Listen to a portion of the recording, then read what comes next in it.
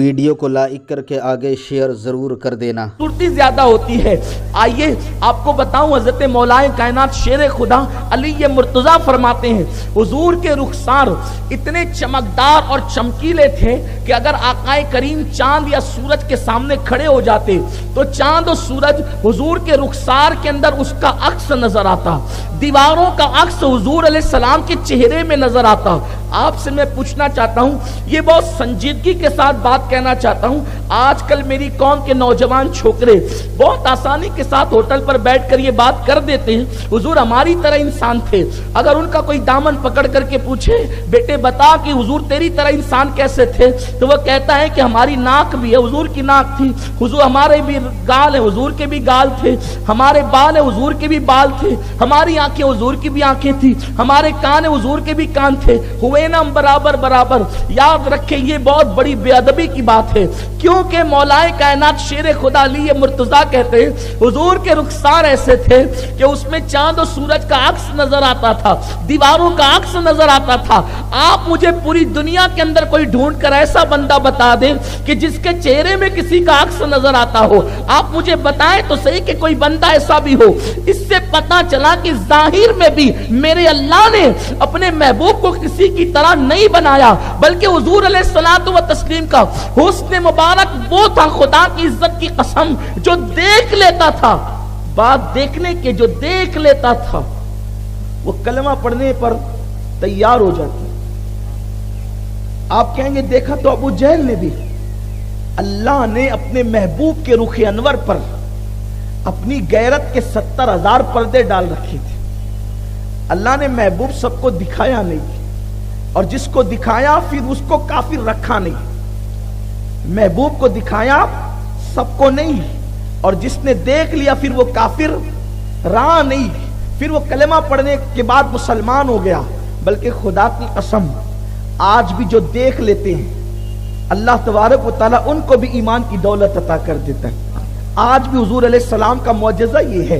तो मेरे आका सल्लल्लाहु अलैहि वसल्लम के दीवानों, हजरत मौलाए कायनात का फरमान आपने सुना कि हुजूर के रुखसार में चांद और सूरज तैरते नजर आते थे। उसके बाद जब वाक़े इफ़क पेश आया, ये इसकी तशरीह नहीं करना चाहता इसलिए कि इसके इतना वक्त हमारे पास नहीं है। मदीने मुनव्वरा में मुनाफिकीन ने एक बेसर पैर की बात उड़ा दी थी, तो उस वक्त अल्लाह के रसूल सल्लल्लाहु अलैहि वसल्लम ने इरशाद फरमाया था अपने 4 यारों से कि इस मसले में तुम क्या कहते हो। तो उस वक्त सैयदना अबू बकर सिद्दीक रदी अल्लाह ताला तो चूंकि चुप रहे, लेकिन सैयदना फारूक आजम बोले। फिर हज़रत उस्मान गनी ने यह फरमाया कि या रसूल अल्लाह, जब आपका साया जमीन पर नहीं पड़ता, देखो ये सहाबी जो हुजूर को देखने वाले वो कह रहे हैं या रसूल अल्लाह, तफासिर उठा करके आप देखें, जब आपका साया जमीन पर नहीं पड़ता इसलिए कि कोई आपके साए पे पैर ना रख दे, तो अल्लाह को जब साए पर पैर रखवाना गवारा ना हुआ, तो या रसूल अल्लाह आपके हरम में कोई मुदाखलत करे, अल्लाह को कैसे गवारा हो सकता है। ये बात कौन कह रहा है? हज़रत उस्मान गनी कह रहे हैं। यानी हुजूर का जिस्म अक़दस इतना लतीफ था, हुजूर का जिस्म पाक इतना लतीफ और मुनव्वर था कि हुजूर सल्लल्लाहु अलैहि वसल्लम के जिस्म अक़दस का साया जमीन पे नहीं पड़ता था। ये बात बहुत सारे सहाबा से मरवी है, हालांकि इसमें बहुत सारी अहदीस ज़ईफ है, लेकिन ज़ईफ अहदीस फ़ज़ाइल अमाल में मकबूल होती है। आजकल कुछ लोग हदीस के नाम पर हदीस का कत्लेआम करने के लिए निकले हैं, और जब भी फजीलत में आप कोई हदीस पढ़े, वो मेहरबान लोग बस यही कहते हैं कि ये हदीस तो ज़ईफ है, और फिर उनका कहना ये होता है कि आप ये हदीस हमें बुखारी में दिखाएं, ये हदीस हमें बुखारी में दिखाएं, तब हम मानेंगे। हम कहते हैं ये बुखारी को मानना कब से दीन हो गया? बुखारी को मानना कब से दीन हो गया? ये जो बात कही जाती है कि बुखारी में दिखाएं, क्या अल्लाह के रसूल ने फरमाया कि जो बुखारी में है उसी को मानो? क्या अल्लाह ने फरमाया कि जो बुखारी में उसी को मानो? आप मुझे बताएं कहां किसे कि जो बुखारी में उसी को मानो? हम इमाम बुखारी को मानते हैं, उनकी बुखारी को भी मानते हैं, लेकिन उन मेहरबान हजरात से पूछना चाहते हैं कि आप ये जो दीन में शिद्दत कर रहे हो और उम्मत में इंतशार पैदा कर रहे हो कि बुखारी में होगा तो मानेंगे, आप मुझे बताएं 4000 हदीस पर अपने दीन को महदूद करना ये कौन सी अक्लमंदी है? اور امت میں انتشار پہنا، یہ کون سی عقل مندی ہے؟ ارے امام بخاری رحمت اللہ تعالی علیہ کی بخاری پر مقید ہونے والوں سے کہنا چاہتا ہوں کہ اگر آپ اس طرح تنگ نظری کا شکار ہو گئے تو خدا کی قسم تم بیٹھ کر کے استنجا بھی نہیں کر سکتے. یاد رکھیں، اس لیے ہم اپنے دین کو محدود نہ کریں. اور پھر آپ کا تو دعویٰ یہ ہے کہ اللہ و رسول کا جو فرمان ہوگا ہم اسی کو مانیں گے. اس حدیث بات پر حضور کا کوئی فرمان کوئی لا کے بتا سکتا ہے کہ جو بخاری میں ہوگا اسی کو مانیں گے، ورنہ اور بات نہیں مانیں گے. تو جیسے تم نے اپنے من سے بخاری کی محبت میں اس بات کو طے کر لیا ہے کہ جو امام بخاری کی بخاری میں ہوگی اسی کو مانیں گے، ہم نے اپنی مرضی سے یہ طے نہیں کیا، بلکہ ہم نے تو قرآن کے اس فرمان پہ عمل کیا ہے. وَمَا آتَاكُمُ الرَّسُولُ فَخُذُوهُ، نبی جو دے دے وہ لے لو. نبی کی کتاب، نبی کی حدیث کسی بھی کتاب میں لکھی ہوتی ہے، اگر وہ قرآن اور حدیث صحیحہ سے نہیں ٹکراتی ہم اس کو مان لیا کرتے ہیں. اس لیے کہ قرآن نے کہا نبی جو دے دے لے لو، نبی جو دے دے لے لو. لیکن حیرت کی بات یہ ہے آج کل دین میں رخنہ اندازی، تفرقہ بازی، فرقہ پرستی عام ہوتی جا رہی ہے. لیکن ہم میلاد منانے والے لوگوں کو پیغام دیتے ہیں، لوگوں لڑنے کا وقت نہیں ہے، لوگوں لڑنے کا وقت نہیں ہے، بلکہ محبت کا وقت ہے، پیار کا وقت ہے. اور اگر لوگ بخاری کو اتنا ہی مانتے ہیں تو آئیے ذرا میں بھی بخاری سے ایک حدیث پیش کرتا ہوں، اور امید کرتا ہوں کہ بخاری کے مقلدین اس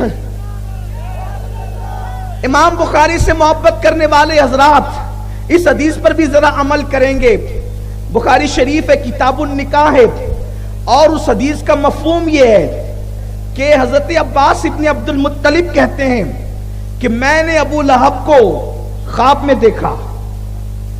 یہ حدیث بخاری شریف میں کتاب النکاح میں ہے، اور حضرت عباس ابن عبد المطلب روایت کرتے ہیں کہ میں نے ابو لہب کو خواب میں دیکھا.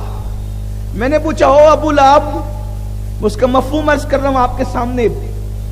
مفہوم بالکل آپ کو یہی ملے گا، الفاظ جدا ہوں گے اس لیے کہ وہ عربی ہے، میں اردو کہہ رہا ہوں نا. اور عربی اس لیے نہیں کہتا کہ آپ کہیں گے کہ پھر یہ آپ کہاں کی بات کر رہے ہیں. اس لیے میری عادت ہے کہ میں بہت آپ کے معیار کے مطابق، ہمارے بزرگوں نے فرمایا کہ لوگوں کی عقلوں کے مطابق باتیں کیا کرو.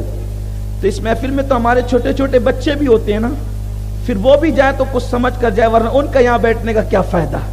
اور میری مائیں اور بہنیں جو روٹیاں پکاتی ہے، چولہا سلگاتی ہے، وہ بھی تو بیٹھتی ہیں، ان کا بھی خیال ہوتا ہے. اور میری قوم کے بہت سارے وہ نوجوان جنہوں نے کبھی اسکول مدرسے کا منہ نہیں دیکھا، ان کا بھی خیال ہوتا ہے. سب کی بات کرنی ہوتی ہے. تو کتاب النکاح میں امام بخاری حدیث لائے ہیں. حدیث یہ ہے کہ حضرت عباس ابن عبد المطلب کہتے ہیں کہ میں نے ابو لہب کو خواب میں دیکھا اور پوچھا ابو لہب تیرا حال کیا ہے؟ اس نے جواب دیا بڑا برا حال ہے. نبی کو ستایا جو تو برا ہی حال ہوگا، نبی کو تکلیف جو پہنچائی تو برا ہی حال ہوگا. پھر اس نے کہا مگر بات اتنی ہے عباس کہ جب پیر کا دن آتا ہے، دوشنبے کا دن، کون سا دن؟ پیر کا دن، تو میری یہ جو انگلی ہے نا، یہ انگلی شہادت کی انگلی. بھئی ہماری انگلی شہادت کی ہے نا، وہ تو شہادت دیا نہیں تو اس کی انگلی شہادت کی کیسے ہو گئی؟ لیکن یہ کہ پہلی انگلی، سیدھے ہاتھ کی پہلی انگلی، اس انگلی کو جب میں چوستا ہوں تو اس میں سے پانی نکلتا ہے، اور وہ پانی پیتا ہوں اور پیر کے دن میرے عذاب میں کچھ کمی ہو جاتی ہے. کس نے کہا یہ بات؟ ابو لہب نے کہی. اور سنا کس نے؟ حضرت عباس نے، کہ عذاب میں پیر کے دن کمی ہوتی ہے اور میں اس انگلی کو چوستا ہوں تو اس سے پانی نکلتا ہے، اور جہنم کے اندر تو پانی ٹھنڈا ملنا نہیں ہے. لیکن ابو لہب کہتا ہے کہ میں چوستا ہوں تو پانی، اور یہ انگلی چوستا ہوں، انگوٹھا چوسنے سے نہیں بلکہ یہ انگلی سے نکلتا ہے پانی. اور جمعہ کے دن نہیں، سید الایام جمعہ کا دن، اذا نودی للصلاۃ من یوم الجمعہ، جمعہ کے دن نہیں بلکہ پیر کے دن نکلتا ہے یہ پانی. اور عذاب کی تخفیف ہوتی ہے تو وہ پیر کے دن ہوتی ہے. حضرت عباس نے کہا وہ کیوں، ایسا کیوں ہوتا ہے؟ امام بخاری لکھتے ہیں اس کی وجہ یہ ہے کہ جب محمد عربی پیدا ہوئے تھے تو ان کی پیدائش کی خوشی میں میں نے اس انگلی سے اپنی ایک کنیز کو آزاد کیا تھا. تو محمد الرسول اللہ کی خوشی نہیں بلکہ محمد ابن عبداللہ کی خوشی منائی کہ وہ میرے بھائی کا بیٹا آ گیا، لیکن اس کو نہیں معلوم تھا کہ یہ نبی ہے، وہ تو یہی سوچ رہا تھا کہ میرے بھائی کا بیٹا ہے، تو نبی کو بھتیجا سمجھ کر اس نے نبی کی آمد کی خوشی میں ایک کنیز آزاد کر دیا۔ تو ابو لہب کہتا ہے کہ مجھے جہنم میں پیر کے دن عذاب کم ہوتا ہے، کیونکہ یہ آزادی کب ہوئی تھی؟ ولادت رسول کے دن، اور وہ پیر کا دن تھا، تو اس دن گویا کہ ولادت رسول کے دن ابو لہب پر عذاب کم ہو جاتا ہے۔ اب یہ بات کس نے کہی؟ حضرت عباس ابن عبد المطلب نے کہی، اور یہ بات لکھی کس نے؟ حضرت امام بخاری نے۔ میں اپنے یاروں سے کہتا ہوں، میرے عزیز، جب ہر بات بخاری کی مانتے ہو تو اس بات کو کیوں نہیں مانتے؟ کیونکہ اس میں تو یہ بات ہے کہ نبی کی آمد کی خوشی بھتیجا سمجھ کر کافر نے منایا تو اس کا عذاب کم ہو گیا اور جہنم میں اس کو ٹھنڈا پانی ملنے لگا۔ ہم نبی کو بھائی بھتیجا سمجھ کر نہیں، بلکہ نبی کو خدا کا محبوب سمجھ کر اگر نبی کی آمد کا جشن منائے تو اللہ رب العزت ہمیں جہنم میں کیوں داخل فرمائے؟ سبحان اللہ، سبحان اللہ، سبحان اللہ، سبحان اللہ۔ ہر بات میں بخاری، لیکن جب یہ بات بخاری میں آ گئی تو یہ بات تو خواب کی ہے نا،